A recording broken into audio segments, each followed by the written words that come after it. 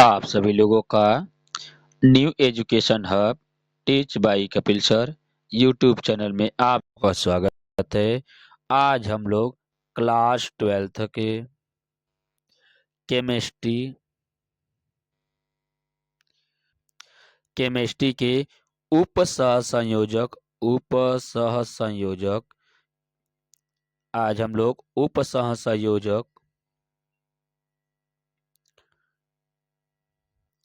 उपसहसंयोजक यौगिक या कहा जा सकता है कि इसे कोऑर्डिनेशन कंपाउंड को आज हम लोग एकदम विस्तार से पढ़ेंगे, जिसमें जितने भी इम्पोर्टेंट आपके फैक्ट हैं उसको आपको समझा जाएगा।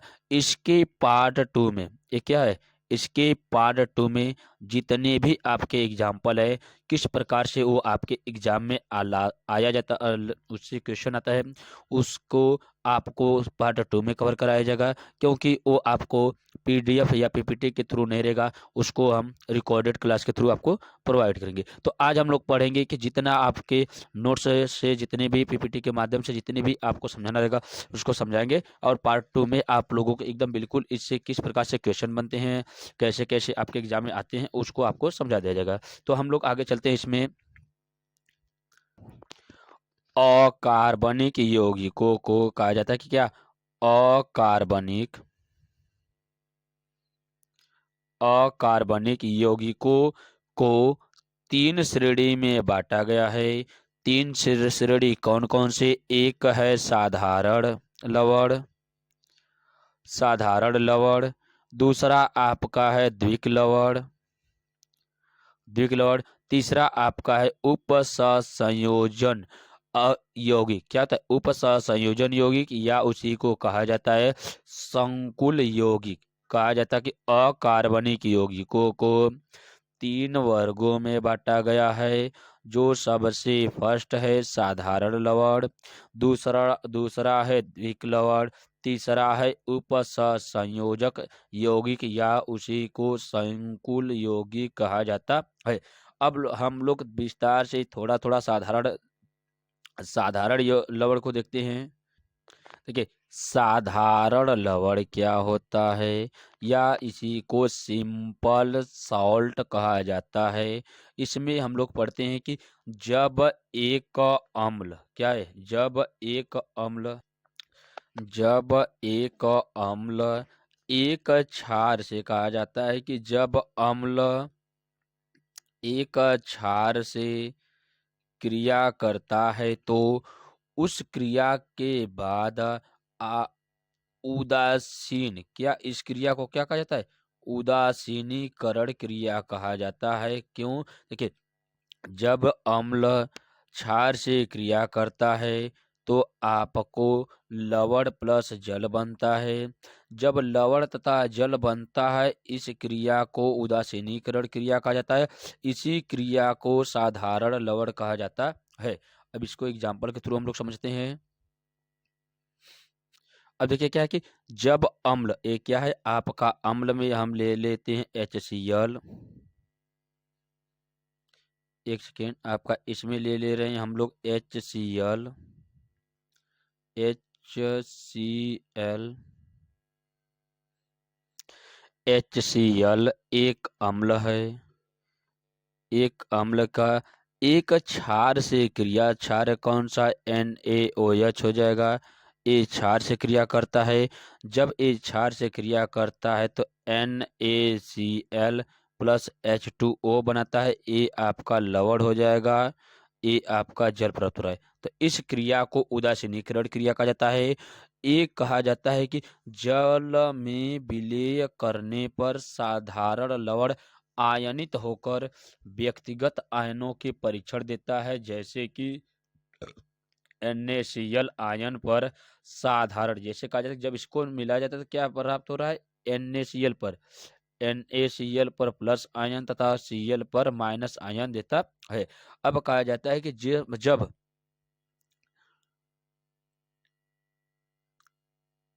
जब NaCl को जल में घुलाया मिलाया जाता है तो इसके sodium ion plus chlorine ion में ए विखंडित हो जाते हैं। यही की पूरी क्रिया आपका साधारण लवण कहलाती है। इस प्रकार से अकार्बनिक जो यौगिक थे सबसे पहले वर्गों में बांटा गया था साधारण लवण। अब हम लोग दूसरे पे चलते हैं, आपका क्या है द्विक लवण। द्विक लवण कहा जा रहा है कि इसी का साधारण नाम आपका योगात्मक यौगिक के नाम से भी जाना जाता है, या इसी को आणविक यौगिक भी कहा जाता है। किन दो नामों से जाना जाता है इसे? आणविक आणविक आणविक अथवा योगात्मक योगात्मक यौगिक। देखिए आणविक तथा योगात्मक यौगिक भी कहा जाता है। अब हम लोग चलते हैं धीरे धीरे कि इस क्रिया को कहा क्या जाता है। तो देखिए द्विक लवण, जब लवण देखिए क्या है इसमें,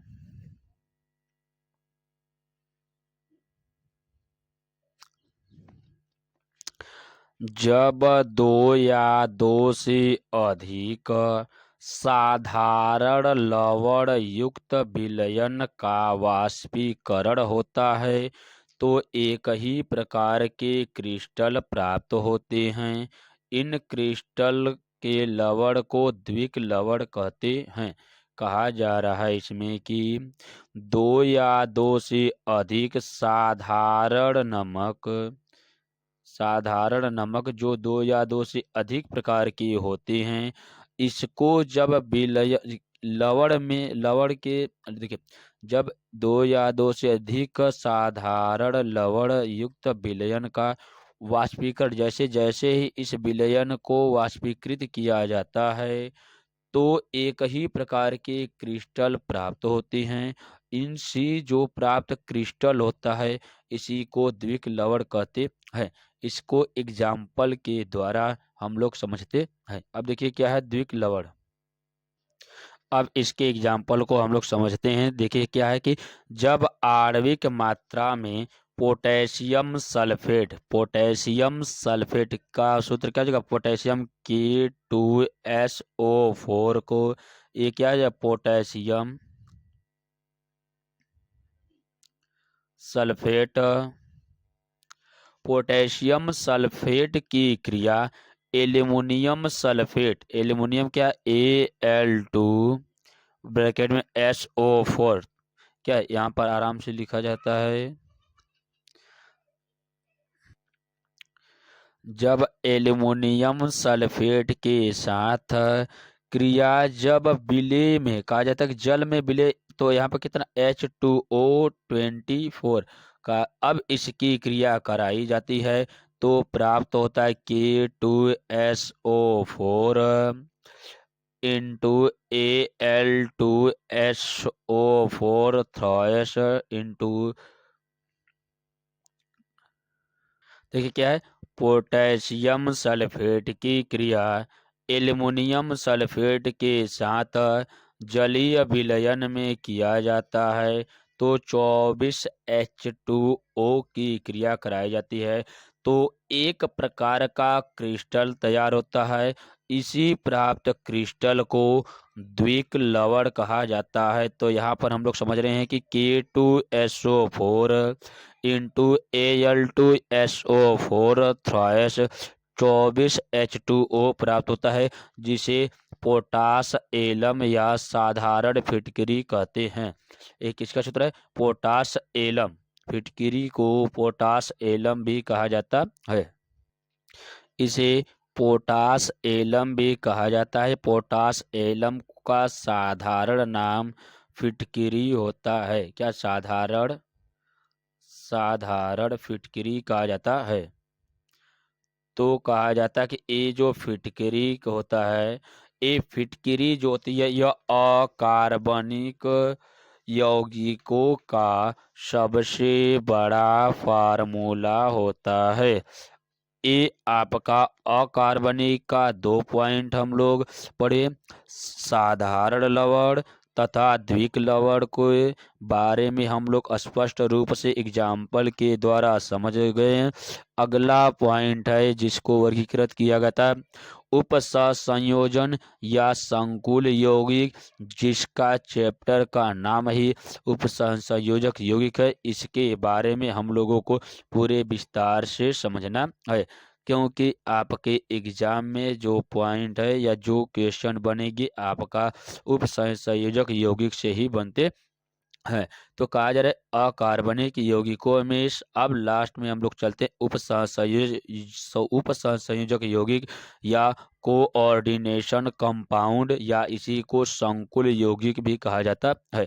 अब देखा जाता है कि जिस प्रकार से अकार्बनिक यौगिक में साधारण लवण तथा द्विक लवण के बारे में हम लोग समझ चुके हैं। अब हम लोग चलते हैं उपसंयोजक तथा संकुल यौगिक की ओर। तो क्रमशः क्रमशः हम आगे की ओर बढ़ते रहेंगे। अगर क्लास अच्छी लग रही है तो आप अपने मित्रों को, दोस्तों को, अपने सहपाठियों को क्लास शेयर करिए। उसको बताइए कि देखिए यहाँ पर जो भी कंटेंट दिया जा रहा है आपके एग्जाम को ध्यान में रखते हुए, क्योंकि आपके एग्जाम का समय बहुत ही नज़दीक है। इसलिए मेरा टारगेट है कि आप लोगों को निःशुल्क व अच्छे से अच्छे क्लास दिया जाए, जिससे आने वाला आपका भविष्य और बेहतर से बेहतर सुनहरा हो सके। अब हम लोग चलते हैं इसके पॉइंट की ओर। तो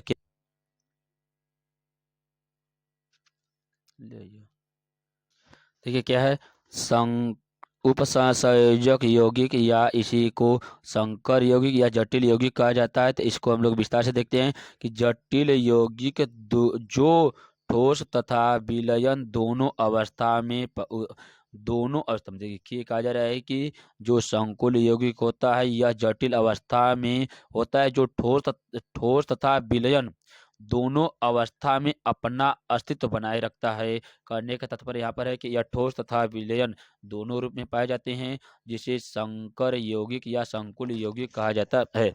अब कहा जाता है कि इसको समझने के लिए क्या, जब दो सरल लवण अथवा सरल लवण के उदासीन अणु परस्पर संयोग करके नए यौगिक बनाते हैं, जिनमें अप, अ- अवयवी अपना कण खो देते। जैसे कहा जाता है कि जो कण जिस इसमें मिलाए गए होते हैं वो अपना पहचान खो देते हैं। इस प्रकार के यौगिक संकुल यौगिक कहलाते हैं। यहाँ पर बताया जा रहा है कि जो संकुल यौगिक होते हैं वह ठोस तथा विलयन दोनों अवस्था में अपना अस्तित्व बनाए रखते हैं, जिसे संकर यौगिक या संकुल यौगिक कहते हैं। इन यौगिकों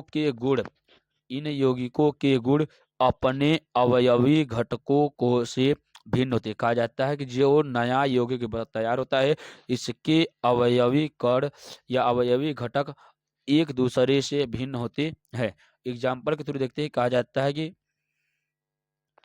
इसके एग्जाम्पल को हम लोग समझते हैं। तो देखिए यहाँ पर समझाया जा रहा है कि फिर देखिए ए आपका K2 K4 FeCN6, इसको क्या पढ़ा जाएगा, पोटेशियम फेरोसाइनाइड को जब गर्म किया जाता है तो यह एक उत्क्रमणीय अभिक्रिया है। तो एक बार बनेगी एक बार जुड़ेगी।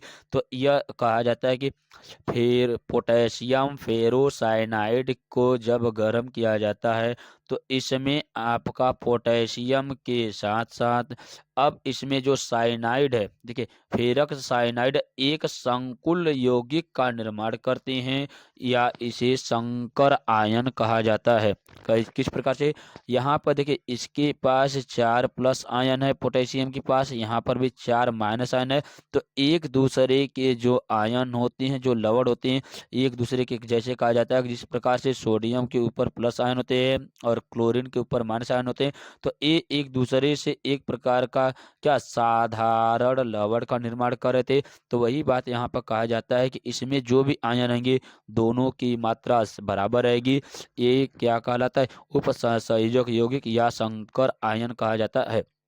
अब इसमें कहा जाता है कि जो आयरन होता है, देखिए आयरन जो होता है इसके ऊपर आपका 2 प्लस चार्ज होता है। देखिए आयरन जो होता है इसके ऊपर 2+ चार्ज होता है। उसके बाद जो साइनाइड होती है, इसके ऊपर 1- आयन होता है, का परीक्षण एक दूसरे से नहीं किया जा सकता है। फिर भी इसमें एक संकुल यौगिक का निर्माण हो सकता है। कौन सा? Ferrous cyanide. फेरस साइनाइड जो होता है इसका निर्माण हो सकता है। तो यहाँ पर आपका FeCN6 4- के आयनों का परीक्षण किया जा सकता है। जैसे कहा जाता है इन दोनों का परीक्षण तो संभव नहीं है, लेकिन इसका फेरस साइनाइड का परीक्षण संभव किया हो सकता है। हम लोग आगे देखते हैं। देखिए कहा जा रहा है कि उपसंयोजक संख्या या इसी को कहा जाता है समन्वयी संख्या, ये किस प्रकार से कार्य करती है। देखिए यहाँ पे लिगेंड्स की वह अधिकतम संख्या जो किसी केंद्रीय धातु आयन के साथ संयोग करती है, उस धातु आयन की उपसंयोजक संख्या कहलाती है। कहा जाता है कि जो लिगेंड्स होते हैं वह अधिकतम संख्या जो किसी केंद्रीय धातु, जो केंद्रीय मतलब के बीच वाला जो धातु होता है उसके आयन के साथ संयोग करती है, उस धातु आयन की उपसंयोजक संख्या कहलाती है। जैसे यहाँ पर कहा जा रहा है कि K4Fe पोटेशियम फेरस साइनाइडों के केंद्रीय धातु आयन, देखिए इसके बीच में कौन सा है केंद्रीय धातु आयन, क्या है? साइनाइड है, जिसके ऊपर 6 अणु होते हैं, लिगेंड से जुड़ा होता है। इसकी उपसंयोजक, देखिए इसकी उपसंयोजक संख्या कितनी है? 6 बताई गई है। अब यहाँ पर देखते हैं विस्तार से। देखिए यहाँ पर बताया जा रहा है कि जो इसके सेंट्रल भाग होता है ये क्या साइनाइडो है। साइनाइडो में देखा जाता है इसकी उपसंयोजक की संख्या कितनी है? 6 बताई जाती है। अब नेक्स्ट क्या है? केंद्रीय धातु आयन, क्या इसके बीच में केंद्रीय धातु आयन होते हैं, तो इसे क्या कहा जाता है? देखिए यहाँ पर बताया जा रहा है कि वे धनायन, देखिए क्या वे धनायन जो एक या एक से अधिक उदासीन अणुओं या ऋण देखिए उदासीन अणुओं या ऋणायनों के साथ जुड़कर जटिल जटिल यौगिक का निर्माण करते हैं, केंद्रीय धातु आयन कहलाते हैं। कहा जा रहा है यहाँ पर कि जिस प्रकार से उपसंयोजक संख्या 6 हो जाती है साइनाइडो की, तो उसमें कहा जाता है इसके केंद्रीय धातु आयन वे धनायन होते हैं जो एक या एक से अधिक उदासीन अणुओं या ऋणायनों के साथ जुड़कर एक जटिल यौगिक का निर्माण करते हैं, यही केंद्रीय धातु आयन कहलाते हैं। अब यहाँ पर देखते हैं हम लोग नेक्स्ट क्या है। देखिए लिगेंड्स क्या है, ये आपके एग्जाम में 2014 में पूछा हुआ क्वेश्चन है, इसलिए प्रत्येक पॉइंट आपके एग्जाम पॉइंट ऑफ व्यू से मोस्ट इम्पोर्टेंट है। आप इस वीडियो को स्किप बिना किए देखिए। हम लोग पढ़ते हैं लिगेंड्स आपके एग्जाम में 2014 में पूछा हुआ है। अब ये प्रत्येक पॉइंट इसके बहुत ही महत्वपूर्ण हैं, इसलिए वीडियो को बिना आप लोग स्किप किए हुए प्रत्येक पॉइंट को आप लोग समझते रहिए। ये जितने भी फैक्ट है आपके एग्जाम पॉइंट ऑफ व्यू से मोस्ट इम्पोर्टेंट हैं। तो हम लोग प्रत्येक क्लास को एकदम उदाहरण के द्वारा समझते हुए क्रमशः आगे बढ़ते हैं। अब हम लोग चलते हैं लिगेंड्स की ओर। तक कहा जाता है वे परमाणु या समूह जो केंद्रीय धातु आयनों से उपसंयोजक बंध द्वारा जुड़े होते हैं, लिगेंड्स कहलाते हैं। कहा जा रहा है कि वे परमाणु या समूह जो केंद्रीय धातु आयन से उपसंयोजी बंध द्वारा जुड़े होते हैं, लिगेंड्स कहलाते हैं। अब कहा जा रहा है कि लिगेंड्स को 2 वर्गों में वर्गीकृत किया गया है। नंबर 1 आपका संयोजकता या दाता परमाणु के आधार पर। संयोजकता के ऊपर अगर आप लोग वीडियो नहीं देखे हैं तो ये प्लेलिस्ट में आपके इसके वीडियो अपलोड किए गए हैं। संयोजकता किस प्रकार से निकाली जाती है उसको ट्रिक के द्वारा समझाया गया है। आप लोग जाकर प्लेलिस्ट में पड़े वीडियो को देख सकते हैं। अब कहा जा रहा है कि आगे हम लोग चलते हैं कि जो दाता परमाणुओं के आधार पर लिगेंड्स होते हैं ये भी कितने प्रकार के होते हैं। इस आधार पर ये 3 प्रकार के होते हैं। अब कौन कौन से थे कि दाता के आधार पर, परमाणु के दाता के आधार पर लिगेंड्स 3 वर्गों में बांटे गए हैं। नंबर 1 है एक दंती लिगेंड्स, द्विदंती लिगेंड्स तथा बहुदंती लिगेंड्स होते हैं। अब हम लोग चलते हैं कि एक दंती लिगेंड्स क्या होते हैं। एक दंती लिगेंड्स देखिए वे लिगेंड्स जिसमें केवल एक दाता परमाणु होता है, एक दंती लिगेंड्स कहलाते हैं। ऐसा लिगेंड्स जिसमें केवल एक परमाणु होता है, एक परमाणु दाता होता है, एक दंती लिगेंड्स कहलाते हैं। जैसे यहाँ पर आपको समझाया गया है कि NH4 NH3 है, H2O है, CN माइनस है, आयोडीन I माइनस है, Br माइनस है। अब हम लोग चलते हैं द्विदंती लिगेंड्स। वे लिगेंड्स जिसमें दो दाता परमाणु होते हैं द्विदंती लिगेंड्स कहलाते हैं। जिसमें एक दाता परमाणु होता है एक दंती, जिसमें दो परमाणु होते हैं उसे द्विदंती कहा जाता है। अगला हम देखते हैं इसमें कि कहा जा रहा है कि एथाइलिन डाई एमीन, देखिए क्या एथाइलिन डाई एमीन को और दूसरा कहा जाता है ऑक्सीलेट है। क्या है ऑक्सीलेट। ये जो दोनों आपके दिखाई दे रहे हैं इसमें दो लिगेंड्स होते हैं, दोनों लिगेंड्स के आधार पर इसको बांटा गया है। इसके ये द्विदंती लिगेंड्स कहलाते हैं। नेक्स्ट चलते हैं हम लोग त्रिदंती या बहुदंती लिगेंड्स। बहुदंती लिगेंड्स क्या होते हैं। देखिए बहुदंती लिगेंड्स, बहुदंती वे लिगेंड्स जिनमें 3 या 3 से अधिक दाता परमाणु होते हैं उसे बहुदंती लिगेंड्स कहा जाता है। देखिए पहला आपका संयोजकता के आधार पर लिगेंड्स था, दूसरा आपका आवेश के आधार पर लिगेंड्स का वर्गीकरण है। ये भी एक आपके 2014 के एग्जाम में पूछा हुआ क्वेश्चन है। तो ये सभी के सभी पॉइंट आपके एग्जाम के लिए अति महत्वपूर्ण है। हम लोग आगे देखते हैं, कहा जा रहा है कि आवेशों के, देखिए आवेश के आधार पर लिगेंड्स 3 प्रकार के होते हैं। धनात्मक लिगेंड्स, ऋणात्मक लिगेंड्स तथा उदासीन लिगेंड्स होते हैं। अब देखिए धनात्मक लिगेंड्स क्या होते हैं इसके ऊपर हम लोग विस्तार से समझते हैं। देखिए धनात्मक लिगेंड्स, धन आवेश युक्त लिगेंड्स को धनात्मक लिगेंड्स कहा जाता है। ये संकुलों में बहुत कम पाए जाते हैं। कहा जा रहा है कि जिसके ऊपर धन आयन होते हैं उसे धनात्मक लिगेंड्स कहते हैं। ये संकुलों में बहुत कम पाए जाते हैं। जैसे यहाँ पर देखा जाता है कि यहाँ पर मोनो देखिए, देखिए पहला क्या NO+ आयन है। तो NO को देखिए नाइट्रिक ऑक्साइड, क्या है ये नाइट्रिक ऑक्साइड है। नाइट्रिक ऑक्साइड के बाद, नाइट्रिक ऑक्साइड के बाद इस क्रिया का आईपीएसी नाम नाइट्रोसिल होता है। क्या जाता है NO को नाइट्रोसिल कहा जाता है। क्या कहा जाता है नाइट्रोसिल कहा जाता है। नाइट्रोसिल कहा जाता है। नेक्स्ट क्या है आपका NH2।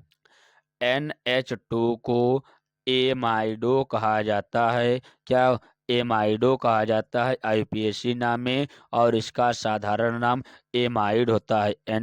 देखिए NH2 को एमाइड कहा जाता है, एमाइड, तथा इसका आईपीएसी नेम एमाइडो होता है। नेक्स्ट क्या है आपका बताया जा रहा है कि NH3 क्या है।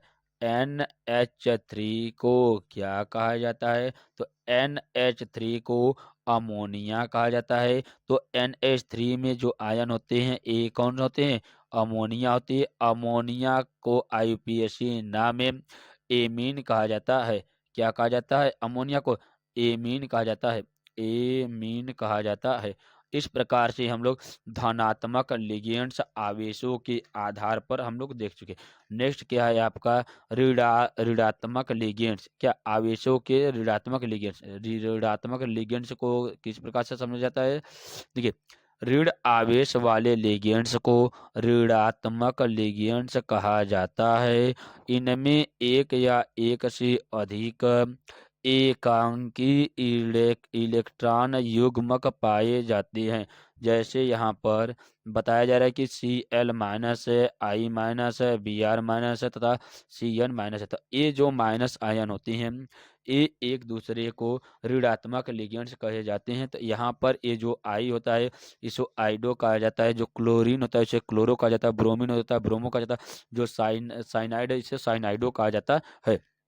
ये सभी के सभी आपके ऋणात्मक लिगेंड्स हुए। अब हम लोग चलते हैं आगे की ओर। आगे क्या है? उदासीन लिगेंड्स। अब देखिए उदासीन लिगेंड्स क्या होते हैं। देखिए उदासीन लिगेंड्स, देखिए इसके एग्जाम्पल हमको हम समझते हैं कि ऐसे लिगेंड्स जिन पर कोई आवेश नहीं होता है उदासीन लिगेंड्स कहलाते हैं। ये आणविक प्रकृति के होते हैं। इनमें एक या एक से अधिक एकांकी इलेक्ट्रॉन युग्म होते हैं। यहाँ पर कहा जा रहा है कि इसके ऊपर किसी भी प्रकार का आवेश नहीं होता है, उसे उदासीन लिगेंड्स कहा जाता है। जैसे यहाँ पर समझाया गया है कि NH3 है, आपका H2O है और NO है और CO, इन सभी के ऊपर किसी भी प्रकार का लिगेंड्स नहीं पाया जाता है, तो इसी उदासीन लिगेंड्स कहा जाता है। आगे की ओर हम लोग चलते हैं द्विक लवण। क्या है? अब हम लोग चलते हैं द्विक लवण की ओर। देखिए नेक्स्ट क्या है आपका? द्विक लवण। द्विक लवण को हम लोग समझते हैं। देखिए द्विक लवण क्या होता है इसके ऊपर आप लोगों को समझाया गया है। अब इसमें हम लोग देखते हैं कि नोट्स के द्वारा कि इलेक्ट्रॉन देखिए ए योगात्मक यौगिक होते हैं जो केवल ठोस अवस्था में अस्थाई होते हैं। कहा जा रहा है कि ये ऐसे योगात्मक यौगिक होते हैं जो केवल ठोस अवस्था में अस्थाई होते हैं, परंतु जल या अन्य विलेय में घोलने पर ये अपने अवयव को या अवयवी आयनों में टूट जाते हैं तथा इन सभी आयनों का परीक्षण भी इ- परीक्षण भी देने लगते हैं, जिसे द्विक लवण कहते हैं। नेक्स्ट इसके एग्जांपल क्या है? पोटेशियम सल्फेट के साथ एल्युमिनियम सल्फेट की क्रिया जब जल से कराई जाती है तो ये पोटेशियम प्लस एल्युमिनेट के आयनों में विखंडित होकर सल्फेट प्लस जल में टूट जाते हैं। ये जो क्रियाएं होती है ये द्विक लवण कहलाती हैं। अब हम लोग पढ़ते हैं कि द्विक लवण व उपसंयोजक यौगिक में के बीच में अंतर। अब अंतर को हम लोग ध्यान से देखते हैं कि किस प्रकार से अंतर को समझाया रहा है। कि देखिए द्विक लवण केवल ठोस अवस्था में अस्थाई होते हैं। ये क्या? द्विक लवण केवल ठोस अवस्था में अस्थाई होते हैं। दूसरा कहा जा रहा है कि ये जो उपसंयोजक यौगिक होते हैं ये ठोस तथा विलयन दोनों अवस्था में अस्थाई हो सकते हैं। जो द्विक लवण होता है ये केवल ठोस अवस्था में अस्थायी होते हैं, लेकिन उपसंयोजक जो यौगिक होता है ये ठोस तथा विलयन दोनों अवस्था में अस्थायी होते हैं। दूसरा कहा जा रहा है कि इनके गुण अवयवी आयनों के गुणों के समान होते हैं। तो इसके जो द्विक लवण होते हैं इसके जो अणु होते हैं इसके गुण अवयवी आयनों के गुणों के समान होते हैं, लेकिन उपसंयोजक यौगिक के कहा जा रहा है कि इनके गुण अवयवी आयनों से भिन्न होते हैं।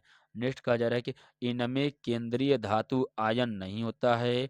उपसंयोजक यौगिक में कहा जाता है इनमें केंद्रीय धातु आयन होता है। अब देखा जा रहा है कि नेक्स्ट क्या है कि धातु लिगेंड। देखिए धातु कीलेट या कीलेट यौगिक क्या होता है, अब हम लोग यहाँ पर विस्तार से समझते हैं इसको। देखा जा रहा है कि जब बहुदंती लिगेंड्स क्या होते हैं जिसमें दो या दो से अधिक लिगेंड्स होते हैं उसे बहुदंती लिगेंड्स कहा जाता है। तो कहा जाता है कि बहुदंती लिगेंड्स केंद्रीय धातु आयन से जुड़कर संकुल यौगिक बनाता है। तो ये यौगिक लिगेंड्स कहलाते हैं। ये क्या होते हैं? कीलेट कहलाते हैं। देखिए कहा जा रहा है कि जब बहुदंती लिगेंड्स केंद्रीय धातु आयन से जुड़कर संकुल यौगिक बनाता है तो ये यौगिक कीलेट कहलाते हैं। अब हम लोग आगे देखते हैं इसके एग्जाम्पल के द्वारा। इसमें विषम चक्रीय रिंग पाई जाती है। जैसे यहाँ पर देखिए क्या है कि इसमें विषम चक्रीय रिंग पाई जाती है। जैसे कहा जा रहा है यहाँ पर M एक धातु है, इसके पास दो लिगेंड्स जुड़े हुए हैं जो कहा जाता है कि इसे द्विलिगेंड्स कहा जाता है। अब ये द्विलिगेंड्स जब धातु से मिलते हैं तो देखिए एक दो यहाँ पर तीन चार इस प्रकार से एक क्या कहते हैं चतुष्कोणीय धातु के रूप में जुड़े होते हैं। इसी को कहा जाता है धातु कीलेट्स कहा जाता है। ये एक संकुल यौगिक से जुड़ जाता है। जे क्या होता है? ये बीच वाला केंद्रीय धातु हो जाता है, उसके चारों तरफ आयनों के रूप में जो जुड़ता है इसे संकुल यौगिक बना लेता है, जिसे कीलेट यौगिक कहते हैं। आगे हम लोग बढ़ते हैं।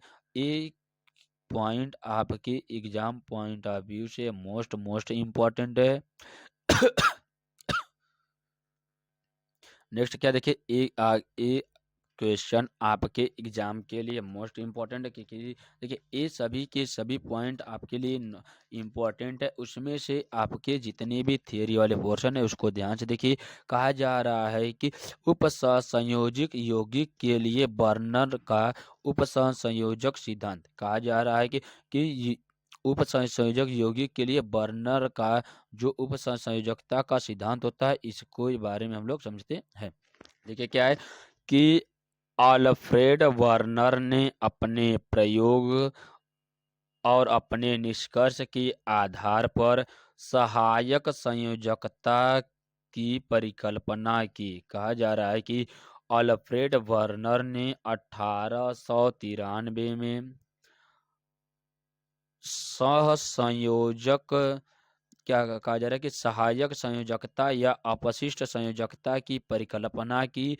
इन संयोजकता के आधार पर संकुल यौगिकों की अस्तित्व तथा उनकी आवबंधों की प्रकृति को समझाने के लिए बर्नर ने सिद्धांत प्रस्तुत किए थे, जिसे बर्नर का उपसंयोजक का सिद्धांत कहा जाता है। इस सिद्धांत के लिए उन्हें 1913 में देखिए क्या 1913 में नोबेल पुरस्कार दिया गया था। अब इसके बारे में हम लोग स्पष्ट रूप से समझते हुए चलते हैं। देखिए कहा जा रहा है कि बर्नर के सिद्धांत के अनुसार उपसंयोज्य यौगिक उपसंयोजक यौगिक एक जटिल यौगिक के गुणों की व्याख्या करने के लिए बर्नर ने एक सिद्धांत दिए, जिसे बर्नर का उपसंयोजकता सिद्धांत कहते हैं। इसके प्रमुख बिंदु जो है वो निम्नलिखित है। निम्नलिखित बिंदुओं के द्वारा बर्नर ने जटिल यौगिक या उपसंयोजक यौगिक के गुणों की व्याख्या अपने सिद्धांत में किए हैं। नंबर एक हम लोग यहाँ पर देखते हैं कि उपसंयोजक यौगिक के केंद्रीय परमाणु में दो प्रकार की संयोजकताएं पाई जाती है। कहा जा रहा है कि जो उपसंयोजक यौगिक के केंद्रीय परमाणु होते हैं उसमें दो प्रकार की संयोजकताएं पाई जाती है। कहा जा रहा है कौन कौन सी? प्राथमिक संयोजकता तथा द्वितीयक संयोजकता होती है। अब देखिए प्राथमिक संयोजकता क्या होती है? प्राथमिक संयोजकता ऋणावेशित परमाणुओं या समूहों द्वारा संतुष्ट होती है। कहा जा रहा है कि जो प्राथमिक संयोजकता होती है ये ऋणावेशित परमाणुओं या समूहों द्वारा संतुष्ट होती है। नेक्स्ट पॉइंट क्या है? द्वितीयक संयोजकता धनावेशित या ऋणावेशित या उदासीन अणुओं द्वारा संतुष्ट होती है। नेक्स्ट पॉइंट, प्राथमिक संयोजकताएं आयनित होती है जबकि द्वितीयक संयोजकताएं अनायनित होती है। देखिए कहा जा रहा है कि प्राथमिक संयोजकताएं आयनित होती है जबकि द्वितीयक संयोजकताएं अनायनित होती है। नेक्स्ट पॉइंट देखा जा रहा है कि प्राथमिक संयोजकता को ठोस देखिए प्राथमिक संयोजकता को ठोस रेखा द्वारा जबकि द्वितीयक संयोजकता को बिंदुमय रेखा द्वारा प्रदर्शित करते हैं। जा कहा जाता है कि जो प्राथमिक संयोजकता होती है उसको ठोस रेखा द्वारा, जबकि द्वितीयक संयोजकता के बिंदुमय रेखा द्वारा प्रदर्शित करते हैं। नेक्स्ट पॉइंट है कि द्वितीयक संयोजकता केंद्रीय धातु आयन के चारों ओर रिक्त स्थान में परिभ्रमण करती है। कहा जा रहा है कि द्वितीयक संयोजकता केंद्रीय धातु आयन के चारों ओर रिक्त स्थान में परिभ्रमण करती है। अब नेक्स्ट आगे की ओर हम लोग चलते हैं। ए बर्नर के द्वारा दिया गया प्रमुख बिंदु था, जिसको 1 से 2 बार आप लोग पढ़ लेंगे तो उसमें सभी के सभी पॉइंट आपको समझ में आ जाएगा। नेक्स्ट क्या कहा जा रहा है कि 2014 में एक भी क्वेश्चन आपके एग्जाम में आया हुआ है, तो ये कहा जा रहा है कि सभी के सभी क्वेश्चन आपके एग्जाम पॉइंट ऑफ व्यू से मोस्ट इम्पोर्टेंट है। अब देखते हैं हम लोग उपसंयोजी यौगिक के जैव निकायों में उपयोग। उपसंयोजी देखिए कहा जा रहा है कि किस प्रकार से उपसंयोजक यौगिकों का जैव निकाय में उपयोग किया जाता है और इसके जैव निकायों में प्रमुख कार्य कौन कौन से होते हैं। सबसे नंबर 1 की बात करते हैं तो क्या है, प्रकाश संश्लेषण में। कहा जा रहा है कि प्रकाश संश्लेषण में देखिए सबसे पहले क्लोरोफिल। देखिए प्रकाश संश्लेषण के समय कौन कौन से मुख्य रूप से तत्व पाए जाते हैं, तो क्लोरोफिल होता है। क्लोरोफिल फिर मैग्नीशियम का उपसंयोजक यौगिक है जो पेड़ पौधे के प्रकाश संश्लेषण में भाग लेता है। कहा जा रहा है कि क्लोरोफिल के साथ साथ मैग्नीशियम का उपसंयोजी यौगिक होता है जो पेड़ पौधे के प्रकाश संश्लेषण में भाग लेती है। कहा जा रहा है कि इसमें कार्बन की मात्रा से क्या होती है, कार्बन डाइऑक्साइड 6CO2। फिर उसके बाद क्या है, देखिए इसमें बताया जा रहा है कि आप क्या है, कार्बन डाइऑक्साइड जब क्रिया करता है यहाँ पर क्या हो जाएगा, H2O हो जाएगा। क्या होता है, जल से क्रिया करता है तो C6H12O6 प्लस CO2 प्लस आपका यहाँ पर H2O की मात्रा को क्या कहता है, बाहर निकालता है। एक क्रिया क्या कहलाती है, प्रकाश संश्लेषण कहलाती है। अब देखिए कहा जा रहा है कि यहाँ पर 6CO2 ना होकर यहाँ पर क्या 12H2O हो जाता है। अब देखिए कहा जा रहा है कि इस क्रिया में जो क्लोरोफिल होता है ये मैग्नीशियम का उपसंयोजक यौगिक होता है जो पेड़ पौधे के प्रकाश संश्लेषण में भाग लेता है। तो इसमें मैग्नीशियम जो होता है ये सूर्य के प्रकाश या प्रकाश संश्लेषण के समय महत्वपूर्ण यौगिक होता है जो उपसंयोजक यौगिक के रूप में पेड़ पौधे के प्रकाश संश्लेषण में भाग लेता है। अब इसमें देखा जाता है कि नेक्स्ट पॉइंट क्या है,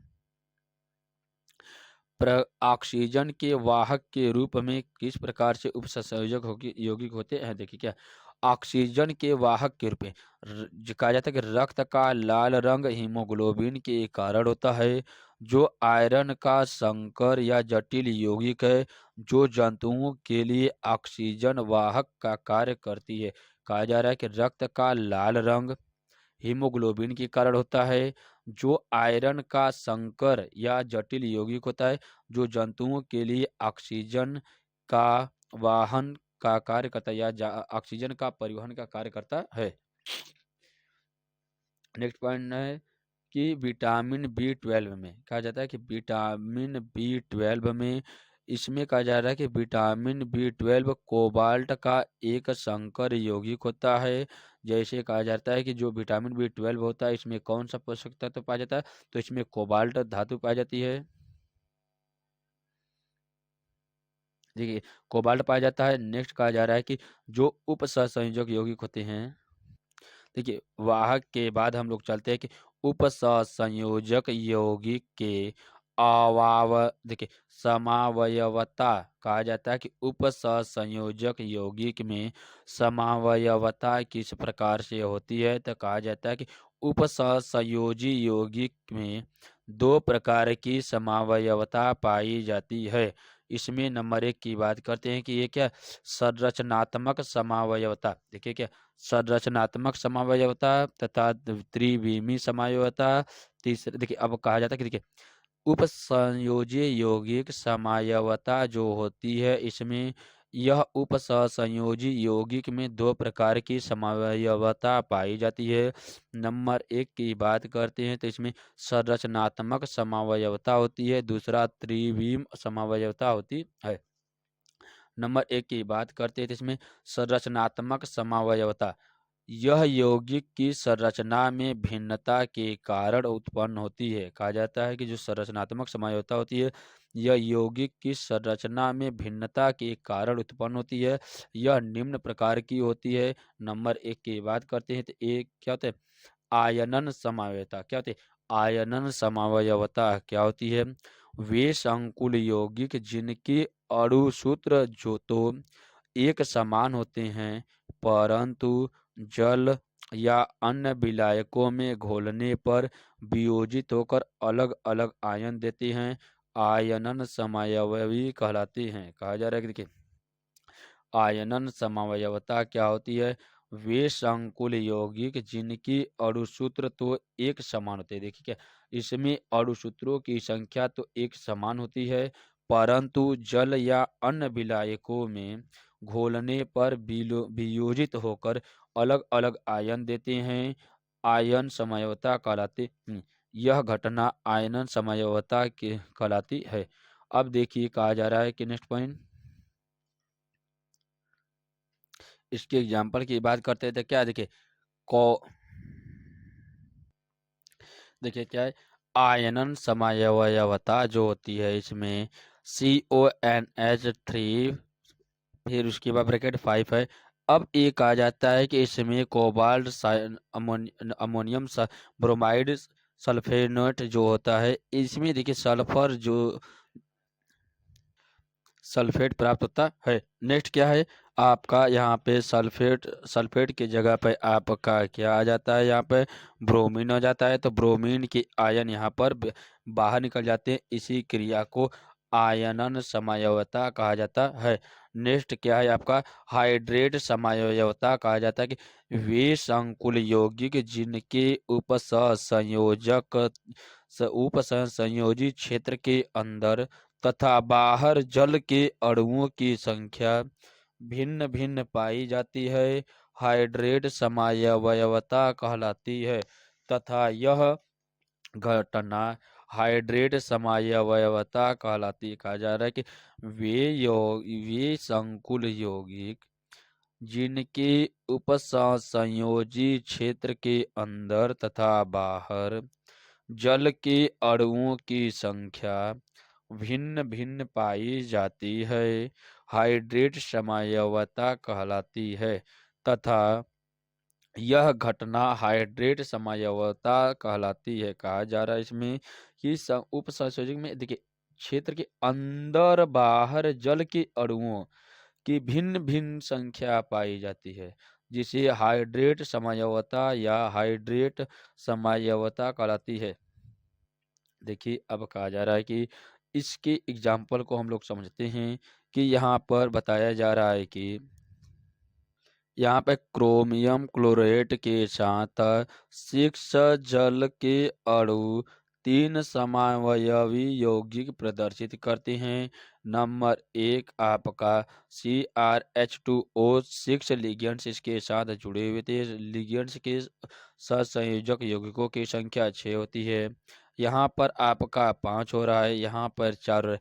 इस प्रकार से हाइड्रेट के आयनों में को निम्न 2 भागों में बांटा गया, 3 भागों में बांटा गया है।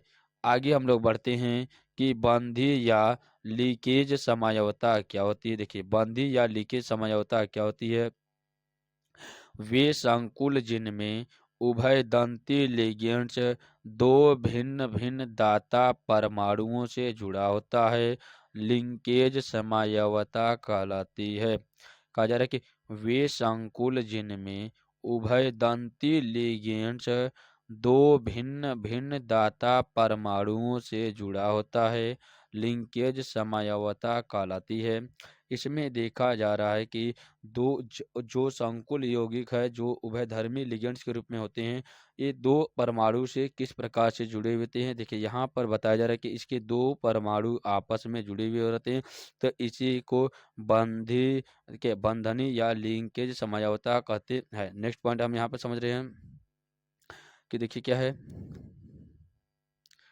कि उपसहसंयोजक समझौता क्या होती है। देखिए यहाँ पर सिंपल से देखिए कि यहाँ पे देखिए क्लोरीन दो है, आपके अमोनियम क्या अमोनिया के 3 और 5 हो, वहाँ पे देखिए यहाँ पर बोला जा रहा है कि यहाँ पर जो नाइट्रेट के देखिए इसमें संकुल में उभयदंती लिगेंड्स जो होते हैं दो भिन्न भिन्न दाता परमाणुओं से जुड़े होते हैं। देखिए यहाँ पर दो दो अलग अलग से जुड़े होते हैं, यहाँ पर जुड़े होते हैं, इसी को क्या कहा जाता है, बंधन लिंकेज कहा जाता है। नेक्स्ट कहा जा रहा है कि यहाँ पर उपसहसंयोजक बंधन क्या होती है।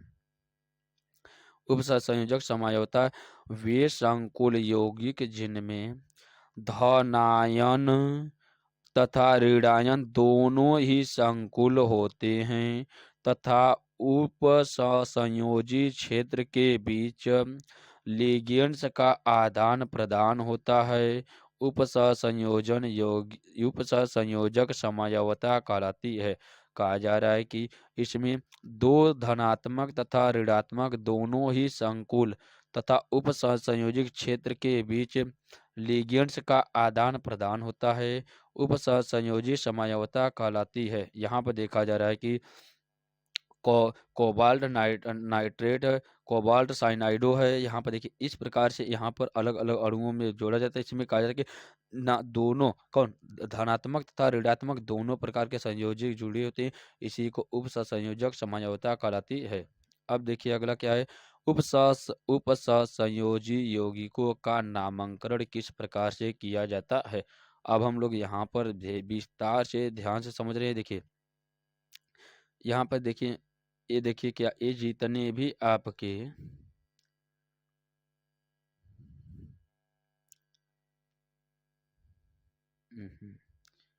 बाय मिस्टेक ये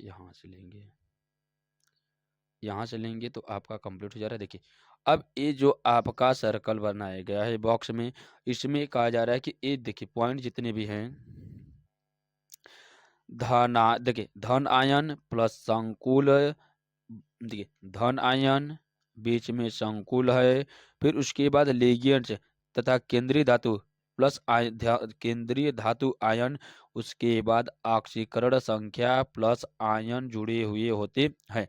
अब इसके आगे हम लोग इसके कुछ नियम को ध्यान से देखते हैं। तो इसको कहा जा रहा है कि देखिए क्या कहा जा रहा है, आपको समझिए विस्तार से। आयनों के आयनों के नामकरण का क्रम धन आयन का नाम पहले तथा ऋण आयन का नाम बाद में लिखते हैं। कहा जा रहा है कि जब आयनों का नामकरण किया जाता है तो धन आयन का नाम पहले तथा ऋण आयन का नाम बाद में लिखा जाता है। जैसे हम लिखते हैं NaCl, तो पहले धन आयन को लिखा जाता है, उसके बाद ऋण आयन को लिखा जाता है। उसी प्रकार से यहाँ पर लिखा जाएगा। नेक्स्ट क्या है, उपसंयोजी क्षेत्र का नामकरण। इसका नामकरण किस प्रकार, देखिए लिगेंड्स का नाम पहले तथा केंद्रीय धातु आयन का नाम बाद में लिखते हैं। कहा जा रहा है कि इसमें उपस्थित लिगेंड्सों की मात्रा पहले लिखा जाएगा, लेकिन उसमें उपस्थित केंद्रीय धातु आयनों का नाम बाद में लिखा जाता है। नेक्स्ट पॉइंट, लिगेंड्स के नामकरण का क्रम आधुनिक IUPAC के अनुसार लिगेंड्स का नामकरण अंग्रेजी वर्णमाला के क्रम में करते हैं। कहा जा रहा है कि जो लिगेंड्स का नामकरण होता है यह आधुनिक IUPAC के अनुसार लिगेंड्स का नामकरण अंग्रेजी वर्णमाला के क्रम में करते हैं। कहा जाता है कि इसके जो क्रम होते हैं हमेशा अल्फाबेटिकल होते हैं। नेक्स्ट देखिए क्या, यदि ऋणात्मक लिगेंड्स के नाम के अंत में आइड अथवा एट आता है तो ई को हटाकर ओ लिखा जाता है। जैसे कहा जा रहा है कि ऋणायन लिगेंड्स के नाम के अंत में आइड IDE अथवा ATE आता है तो इसे ई को हटाकर ओ लगाया जाता है। जैसे कहा जाता है कि यहाँ पर NO3 ऊपर आयन माइनस आयन है तो इसे देखिए नाइट्रेट कहा जाता है, तो इसको ई को रिप्लेस कर कर यहाँ पर ओ लगाया जाता है तो क्या हो जाता है, नाइट्राइटो हो जाता है। यहाँ पर नाइट्राइड है तो नाइट्राइड को नाइट्राइडो कहेंगे। फिर कार्बोनेट, देखिए कार्बोनेट है तो कार्बोनेट को कार्बोनाइटो कहा जाता है। फिर सल्फेट को सल्फेटो कहा जाता है। नेक्स्ट क्या है, एसीटेट को एसीटेटो कहा जाता है। इस प्रकार से कहा जाता है कि जहाँ पर ऋणात्मक लिगेंड्स होते हैं वहाँ पर ई के वर्णमाला को हटाकर वहाँ पर ओ लगा दिया जाता है। ओ भी देखिए यहाँ पर दोनों में लास्ट वाले वर्ड के ई को हटाया गया, ना कि इसके बीच वाले। लास्ट वाले ई को हटाकर वहां पर सिर्फ ओ लगाना ही क्या होता है, यहाँ पर आईपीएससी को वर्तमान के निर्धारित कर रहा है। नेक्स्ट पॉइंट कहा जा रहा है कि यदि लिगेंड्स के नाम के अंत में आईडीई आता है तो आईडीई को हटाकर ओ लगाते हैं। कहा जाता है कि लिगेंड्स के नाम में भी आपका जहां पर ई देखिए आईडीई आता है, ई आता है, वहां पे ई को हटाकर वहां पर ओ लगाया जाता है। देखिए यहाँ पे, देखिए यहाँ पर क्लोराइड पढ़ा जाता है, सीएल को क्या है, क्लोराइड पढ़ा जाता है, तो यहाँ पर क्लोरो कहा जाएगा। ब्रोमाइड कहा जाता है, ब्रोमाइड को ब्रोमाइडो कहा जाता है। ब्रोमाइडो, क्या ये स्पेलिंग मिस्टेक है यहाँ पे, ब्रोमाइडो, ब्रोमाइडो कहा जाता है।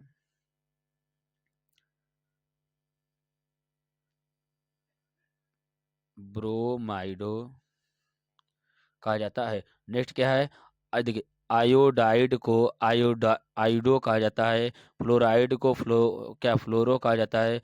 साइनाइडो को, देखिए साइनाइड को साइनाइडो कहा जाता है। इसम की इस क्रम में जो हम क्या किया जाता है, आई के ई के स्थान पर हमेशा ओ लगाते हैं। नेक्स्ट क्या है, नोट नोट परंतु कुछ लिगेंड्स के नाम के अंत में आई डी ई के अंतिम अक्षर ई को हटाकर ओ लगाते हैं। जैसे कहा जाता है कुछ लिगेंड्स के नाम के अंत में भी क्या होता है, आईडीई के अंतिम अक्षर ई को हटाकर ओ लगाते हैं।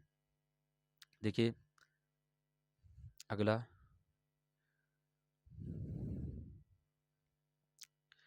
नेक्स्ट पॉइंट क्या है, देखिए आपको विस्तार से समझते हैं। देखिए क्या है, एग्जाम्पल के थ्रू यहाँ पर NH2 एमाइड है, एमाइड को एमाइडो कहा जाता है। उसके बाद NH है तो NH को आइनाइडो कहा जाता है, आईमाइडो कहा जाता है। आइमाइड को आइमाइड, देखिए आइमाइड होता है, आइमाइड को आइमाइडो कहा जाता है। नेक्स्ट पॉइंट देखा जाता है कि उदासीन लिगेंड्स के नामकरण उदासीन लिगेंड्स को उनकी साधारण नाम द्वारा लिखते हैं। जैसे कहा जाता है कि देखिए कार्बोनेल, देखिए एक कार्बोनिल हो गया, फिर नाइट्रोसिल हो गया, फिर थायो कार्बोनिल हो गया, थियो कार्बो थियो नाइट्रोसिल हो गया, एमाइनो हो गया, एक्को हो गया, एथाइन डाई एमाइन हो गया। इस प्रकार से हम उसके लिगेंड्स को ध्यान से देखते हैं। अगला पॉइंट क्या कह रहा है कि देखिए नेक्स्ट पॉइंट में देखते हैं कि लिगेंड्स की संख्या, यदि सामान्य लिगेंड्स की संख्या 2 3 4 5 6 हो तो उनके नाम के पहले डाई ट्राई टेट्रा पेंटा हेक्सा इत्यादि लगाते हैं। कहा जा रहा है यहाँ पे अगर 2 है तो डाई, 3 है तो ट्राई, 4 है तो टेट्रा, 5 है तो पेंटा तथा 6 है तो हेक्सा, 7 है तो हेप्टा, 8 है तो ऑक्टा, 8 है तो क्या ऑक्टा, 9 है तो नेक्टा, 10 है तो डेक्टा। इस प्रकार से क्या किया जाता है, इसका नामकरण किया जाता है किसका, लिगेंड्सों की संख्या के आधार पर लिगेंड्स की संख्या का। नेक्स्ट पॉइंट हम देखते हैं कि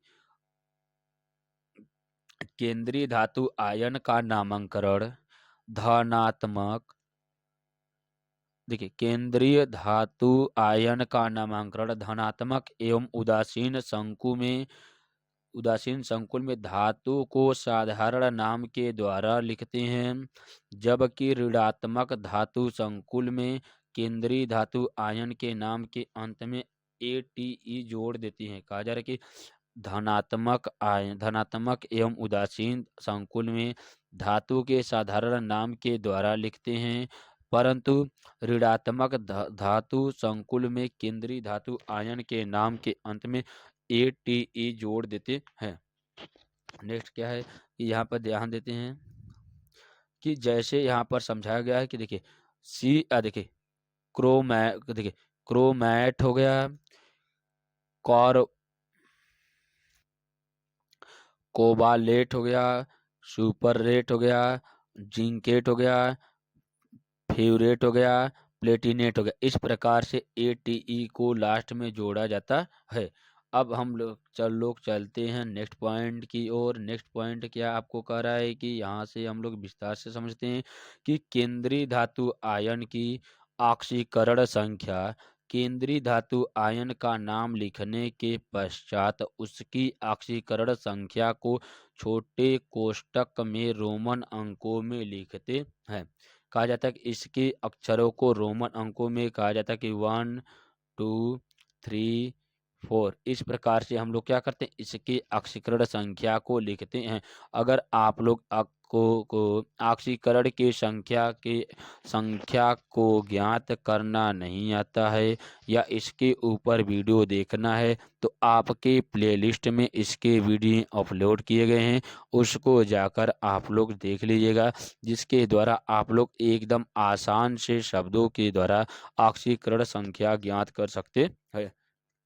या जब आपको इसके पार्ट 2 में जितने भी इम्पोर्टेंट आपके इसके आईपीएससी नाम उप संयोजक योगी के आईपीएससी नाम को बताया जाएगा तो उसमें आपको पूरा का पूरा विस्तार से एक बार और समझा दिया जाएगा। इसके पार्ट 2 में ये सभी को समझाएगा।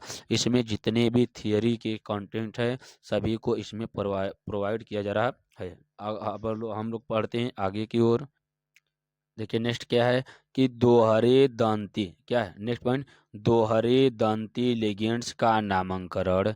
दोहरे दंती लिगेंड्स का नाम लिखने के पश्चात उस परमाणु का संकेत भी लिखते हैं जो इलेक्ट्रॉन का दान देते हैं। कहा जा रहा है कि जो इलेक्ट्रॉन का दान देते हैं उसके संकेतों के आधार पर लिखते हैं। यहाँ पर एग्जाम्पल के थ्रू समझाया गया कि एन NO2 को नाइट्राइटो ONO को नाइट्राइटो O, SCN को थायो साइनेटो, यहाँ पर NCS को थायो साइनेट कहा जाता है।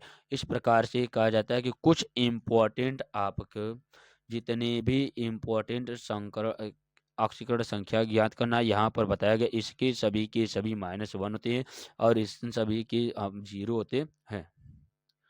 इस प्रकार से आज हम लोग उप सहसंयोजक यौगिक के जितने भी इम्पोर्टेंट फैक्ट थे सभी को विस्तार में समझे। ऐसे ही क्लास देखने के लिए चैनल को लाइक करिए, सब्सक्राइब करिए तथा शेयर करिए।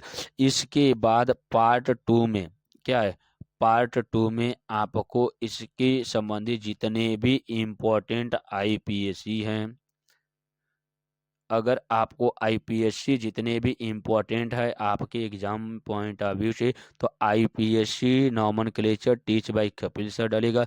उसके ऊपर आपके वीडियो जितने भी इम्पोर्टेंट आपके आईपीएससी नाम है सभी को उसमें बताया गया है। आप लोग 1 से 2 बार देख लीजिएगा, पूरे के पूरे कॉन्सेप्ट को आप लोग समझ लेंगे। इसके पार्ट 2 में हम लोग बताएंगे आपका अकार्बनिक सहसंयोजक यौगिक के जितने भी इम्पोर्टेंट आईपीएससी नाम है उसके बारे में हम लोग समझाएंगे। ऐसे ही क्लास देखने के लिए चैनल को लाइक करिए, सब्सक्राइब करिए तथा शेयर करिए। सुबह प्रातः 6 बजे आपको एक वीडियो सुबह दिया जाएगा और एक वीडियो आपको शाम को 6:30 से 7 के बीच में प्रोवाइड किया जाएगा।